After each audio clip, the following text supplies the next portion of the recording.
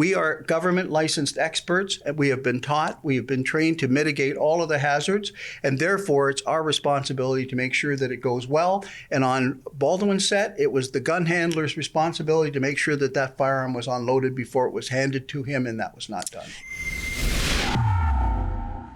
This just in regarding the tragedy that occurred on the Rust movie set back in 2021. Earlier this month, Alec Baldwin filed a lawsuit accusing New Mexico prosecutors and law enforcement officials of waging a malicious prosecution against him. This was in light of the fatal shooting of Halna Hutchins, a cinematographer on the Rust film set.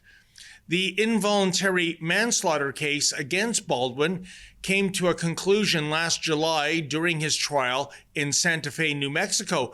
The judge found that the state had withheld evidence from the defense and dismissed the case without the potential for it to be retried. By way of background, the filming of Rust made international headlines in 2021 for all the wrong reasons. Baldwin was handed a gun by the assistant director and was told that it was cold, in other words, that the gun was safe to use. Baldwin pulled the trigger, and horrifically, it turned out that the firearm he was holding was not a cold gun, but rather a loaded lethal weapon. The end result, Hutchins was shot dead and director Joel Souza was wounded. Now, some might think this is a slam dunk case in terms of who's to blame. Baldwin was brandishing the weapon and he pulled the trigger, right? But when it comes to firearms on movie sets, well, it's perhaps best summed up by the title of a 2009 Alec Baldwin film. It's complicated. And joining me now to explain all is Ron Craig. Ron is an Oakville, Ontario-based firearms and explosives expert. As well, Ron has worked on the sets of almost 100 movies and more than 150 TV episodes in which he was responsible for the firearms and explosives used on the set. Needless to say, Ron is very well versed when it comes to firearms and films. Now, when Ron originally joined me for an interview about this story some 3 years ago, he said then that Baldwin should never have been criminally charged. That generated some heat in the comments section, let me tell you, but here we are in 2025, and it would appear that Ron was indeed correct all along. Now, Ron, as I mentioned earlier, some people will never be convinced that Alec Baldwin was not to blame for the death of Hutchins. So can you kindly make the case that Baldwin is blameless and that the real villain in this story was the armorer for the film, and that would be Hannah Gutierrez Reed? How's it going, sir? So my understanding, you were in the room when the lady, when someone was shot? Holding the gun, yeah. Okay. So, Ron, as I mentioned in the preamble, some people will never be convinced that Alec Baldwin was not to blame for the death of Hutchins. I want you to kindly make the case why Mr. Baldwin is indeed not to blame and why the real villain of this story, if you will, is the armorer currently residing in prison right now. Sure. And so the first thing I'd like to do is address some of the comments that you got after our last segment. Yeah. So we had people that have taken hunter safety courses coming in and saying things like you should never point a gun at anything you don't want to shoot, which means there would never be an action movie made. But they also said, right, forget John Wick then, but they also said it's absolutely irresponsible that he didn't check the firearm. So let me just give you an anecdote of what it's really like working on a motion picture set and dealing with potentially dangerous things. Okay. So I was working on a film, and a very competent Canadian actress, Tori, she had to do a scene where she had to use a cutting torch. So she had to light it. So I took a course, and it was 6 hours of preliminary safety work that I took on how to manage the torch, how to do it safely, how to do all of the things you have to do to prevent an accident. I had 5 minutes to teach her how to do it. Wow. So I showed her what she had to do. I was within a couple of arms' lengths. But if something had gone wrong, would it have been her fault? No, because she was only doing what she knew, and she had never handled it before. So let's go forward into a scene where you actually have firearms on a set. You are giving a firearm. I'd pick up a firearm like this, and I would say, this firearm is loaded and will fire when you pull the trigger. And the person has never fired a gun before. And I point out to them, don't point the gun at any person or any part of yours unless you know exactly where you are and where they are. But the fact is that they're totally untrained. And that's the reality of being on a motion picture set. So somebody who says they should have checked the gun, that would assume that if you were using a flamethrower on set, the person should have the technical capability of checking the flamethrower. Of course they can't. They've never seen one before. We are government licensed experts, and we have been taught, we have been trained to mitigate all of the hazards, and therefore it's our responsibility to make sure that it goes well. And on Baldwin's set, it was the gun handler's responsibility to make sure that that firearm was unloaded before it was handed to him, and that was not done. Indeed. And Ron, certainly the U.S. justice system has vindicated your position, because not only were the charges thrown out against Baldwin, but now Baldwin, as I mentioned, he's going on the offensive with a civil suit, and he might likely win at that. Here's the question, though, Ron. Sure. Since you're a firearms expert and you've been on so many film sets, I've lost count. I get a lot of response. People are saying, in this day and age of CGI, right? Why do we need to have actual bullets and actual guns? Why can't in post-production that all be edited in? I mean, for goodness sakes, you look at the Jurassic Park movies. When I see those, I really believe that's a T-Rex or a Stegosaurus. Right. You know, so if you can recreate a dinosaur, why can't we recreate a CGI handgun firing? Well, perhaps at some time in the future, we will be able to make it look realistic. But really what you're doing with a firearm in a movie is you're creating jeopardy. The hero who's handling the gun or the bad guy who's handling the gun is threatening someone, and therefore you need to have a realistic appraisal of that. You have to see the real gun. You have to be able to see it. And it is true. Like right here, I have a plastic Glock, and it looks identical to a Glock. Yep. So unless you're extraordinarily close up, you would never know this isn't a real Glock. Yep. So if you have 10 police officers that have pulled guns and they're moving into a scene, they're not going to fire, that would be perfectly acceptable. Yep. However, if you actually have, and again, this is a BB gun, it's not a real Glock, but it looks like a real Glock. It's even more realistic with a weight. If you are going to have a person who's going to shoot the gun, you want to have a flash that comes out of it that shows that the gun has been fired. They can put a flash on, but it really looks chintzy at this point. It does not look real. And think about one of the John Wick movies and the action that was choreographed and how specific it was and how amazingly interesting it was for the audience. And that couldn't be done if you use CGI. Interesting. You know, let's talk about the crux of the matter, and that is the armorer for the film, Hannah Gutierrez-Reed. Mm-hmm. Ron, you've been an armorer. Yes. The big question for me is, how in blue hell was this, climate of negligence created?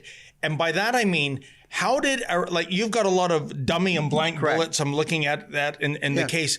How in the world did live ammunition get into the gun in the first place? And furthermore, Baldwin being erroneously told that was a cold gun. Correct. So we don't know exactly how the rounds got into the gun. The first story that came out was that the crew had taken the firearms out into the desert, had used real live ammunition, and had done some target practice. Now, if I can interject here, Ron, if you were on the set as an armorer and some of the stagehands, other actors, whatever, said, hey, Ron, during break, we're just going to go out and fire some real rounds, what do you say to them? Absolutely not, because I'm in charge of the firearm. And when I lose control of the firearm, I lose control of what's happening with that firearm. But she permitted that, probably. Well, this was the alleged. We're not sure, because during the case in court, which I followed closely, that was never really brought up and discussed. But somehow a live round got in. Now, it's extremely easy to have a live round put into a firearm, because this is a live round. And in fact, you can't even have this live round of ammunition unless you have a possession acquisition license. Okay.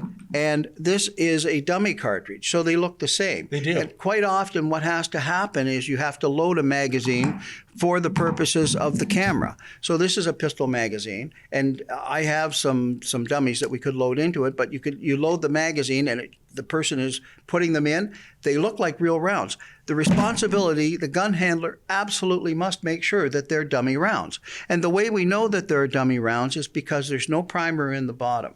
That tells me immediately that it's not a real cartridge. If we take a look at a live cartridge, you can see that there is a live primer in there. So therefore, it's up to the person who is handling the gun to make absolutely certain that if anything is loaded into that gun, it is either a blank or it's a dummy.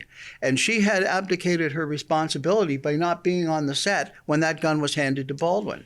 As a general rule, you want to be within arm's length of that gun constantly and your eyes on it to make sure that nothing untoward happens as you're handing it to the actor. And I imagine, Ron, not being an armorer myself, but I guess mission one is to, for lack of better terminology, prevent any of the guns being used in the film being contaminated, if you will, with real live rounds. And obviously, she failed in that regard.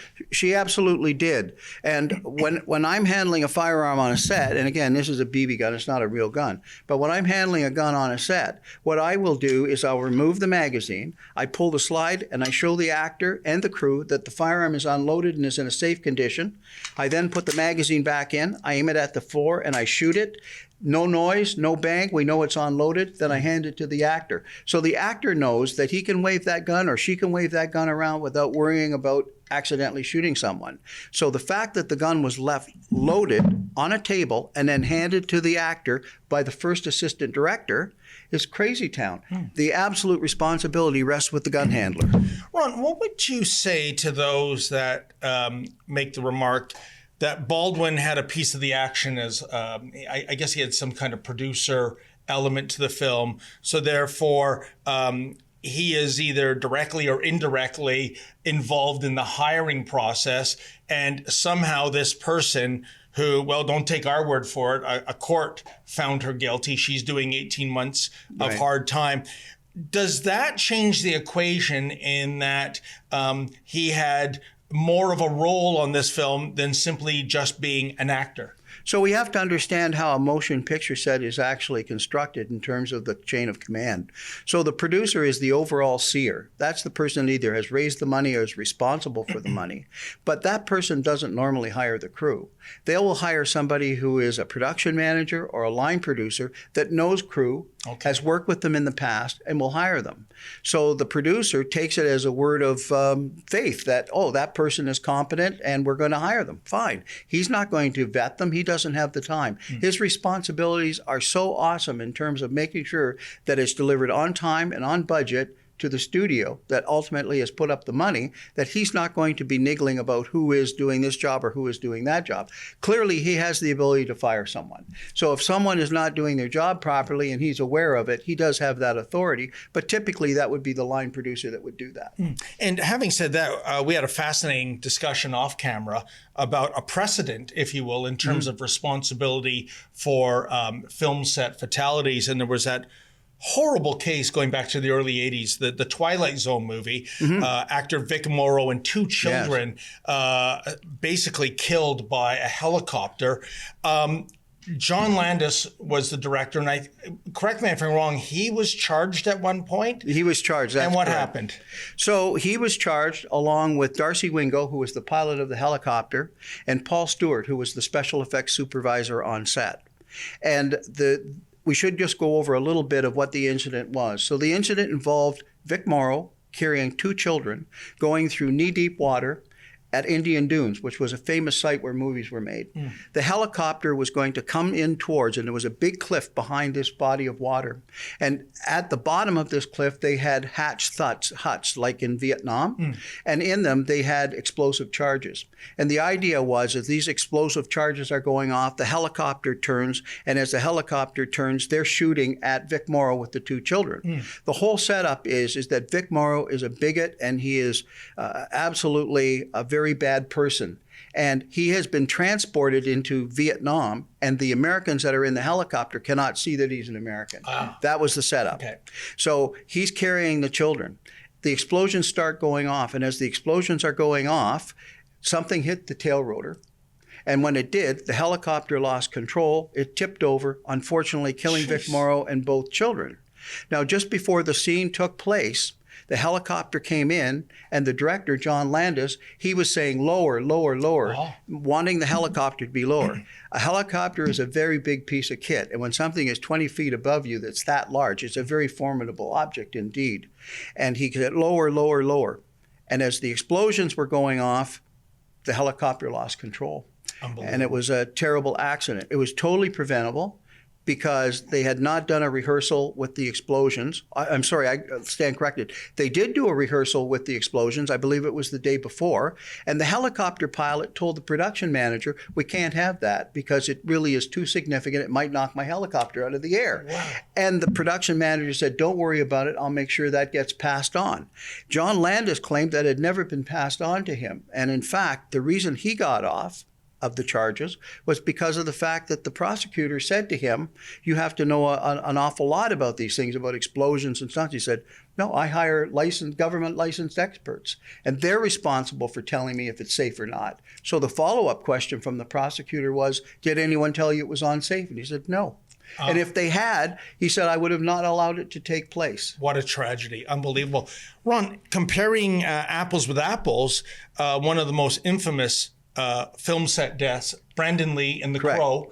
Again, somehow a live round of ammunition gets onto a film set, and Mr. Lee pays the ultimate price. What happened there?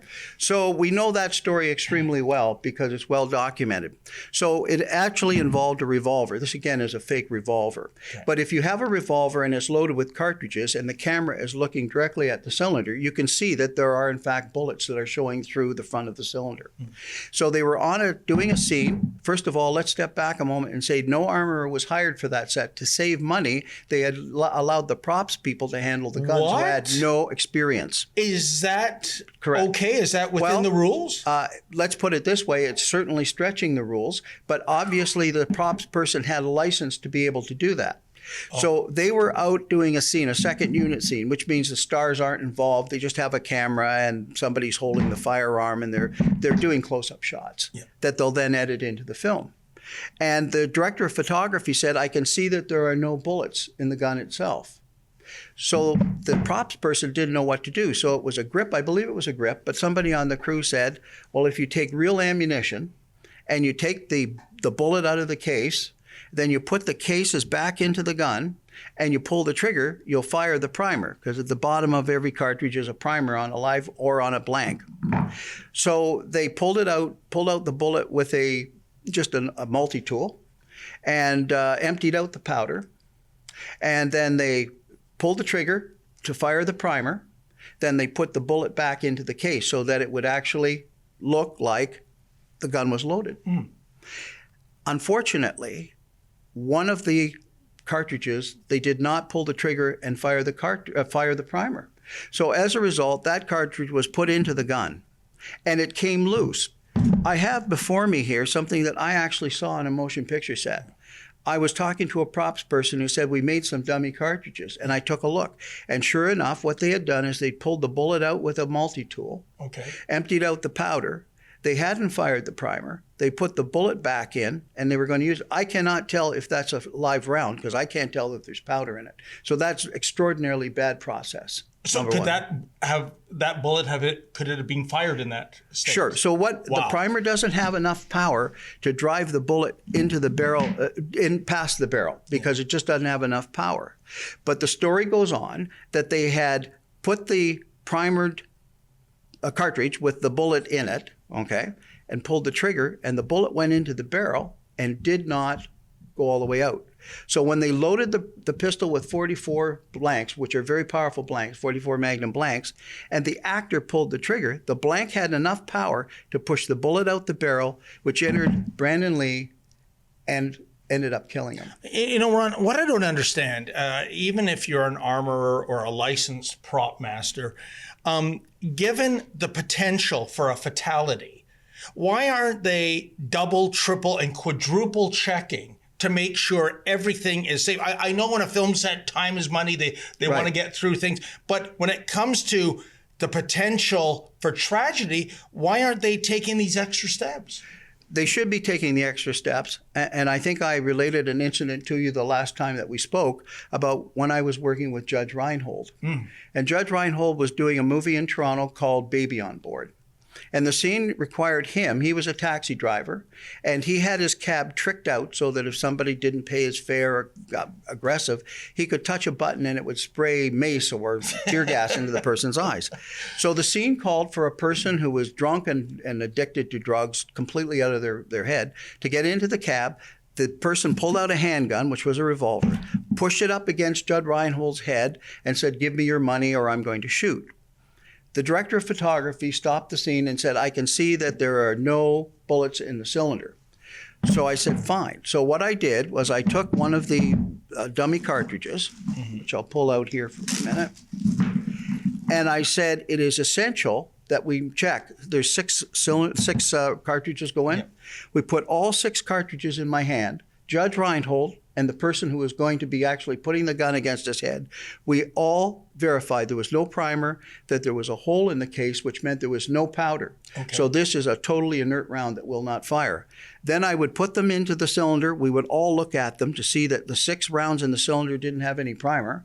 I would close the cylinder and I would click it 7 times. There are 6 shots. No bang, you know that it's empty. Then it can be used in the scene. So the first take went well. The director of photography or the director wasn't happy and said, "I'd like to redo the scene." So I took the revolver, unloaded it, put all of the rounds in my hand, and before we actually handed the gun back to the actor, we did the same drill. 6 rounds, put them into the cylinder, and we looked at them. We then put them into the gun. I clicked it 7 times and handed it to him. On the 3rd time that we were going to do it, the director said, he just blew his top. "Do we have to do this every time? I can see that it's safe. Let's just go ahead. I can't wait. We're burning time." And Judge Reinhold said, "Hey, if you want the gun pointed at your head, we'll do it your way. But I like the way the guy's doing it because it's pointed at my head." Yes. But that's the kind of pressure that you're under on a motion picture set. And you absolutely have got to have the ability to say, no, it's not safe, and to stop it if it isn't safe. Unbelievable, even when it's a potential life and death situation. You know, Ron, we're running at a racetrack here, but let's bring it back to Rust. Baldwin was not criminally charged. He's now on the offensive with a civil suit. We'll find out in the months and years ahead whether he wins. Hannah Gutierrez-Reed, she's currently serving 18 months. I don't know, Ron. I think she got off easy. Her incompetence led to the death and wounding of 2 other people. What say you? Well, I agree. I mean, it was totally irresponsible on her part, and I'm sure she thinks about that every single day. But the bottom line is it was her responsibility. She only had one job on set, which was to look after that firearm and to make sure it was unloaded in a safe condition. So that's why, in my view, props people shouldn't handle firearms, because they have a lot of jobs to do on a set. They're looking after all the props, all the things that the actors need to go into character. So suddenly to give them the role of looking after a firearm means that their attention isn't 100% on that firearm. She was hired so that her attention would be 100% on that firearm, and clearly she filled out her responsibility. 100%, and a lovely woman paid the ultimate price for that incompetence. And well, there you have it, folks. And by the way, for those of you who have a hate on for Alec Baldwin, look, I get it. I don't subscribe to his politics. I don't think he's a particularly nice person. But, you know, 2 things. One is you have to separate sometimes the art from the artist. I think Alec Baldwin was robbed in 1990 when he didn't win Best Supporting Actor for his cameo in Glengarry Glen Ross, but we can argue that another time. But people like myself, people like Ron, who is an expert, we have to be like the umpire behind home plate. We're calling balls and strikes. So even if Alec Baldwin is a very unlikable person, that doesn't mean he is automatically guilty, despite so-called circumstantial evidence to the contrary. Ron, thank you so much for your insight. David. Oh, hi, it's Ezra Levant here in Toronto with an important message because we need your help. Independent journalism in Canada is under attack. Government censors, big tech deplatformers, and the dying legacy media are all working together to maintain exclusive control on the information you receive. They don't want you to hear other voices like ours, and they really don't want you to be informed and to think for yourself. That's why the work we do here at Rebel News is so important. Our on-the-ground reporting, independent news shows, and special content you won't find anywhere else. It's all designed to give you trustworthy information and alternative viewpoints so you can decide for yourself. We don't get government money, and we are not owned by some big global conglomerate. We're funded by people just like you, so please support independent journalism and help us continue our work by subscribing and becoming a Rebel News Plus member today, right here on the page. Go to rebelnewsplus.com.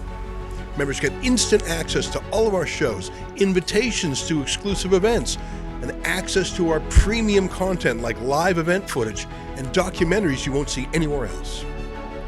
Only Rebel News Plus members can join the conversation by participating in the comments section of our new website. That way you can have your say too. More than anything, though, you'll be able to take pride in supporting real, honest journalism, and you'll help our talented team continue to do the work to push back on the establishment. We really can use your help. We need it, in fact. So thank you, and enjoy Rebel News Plus.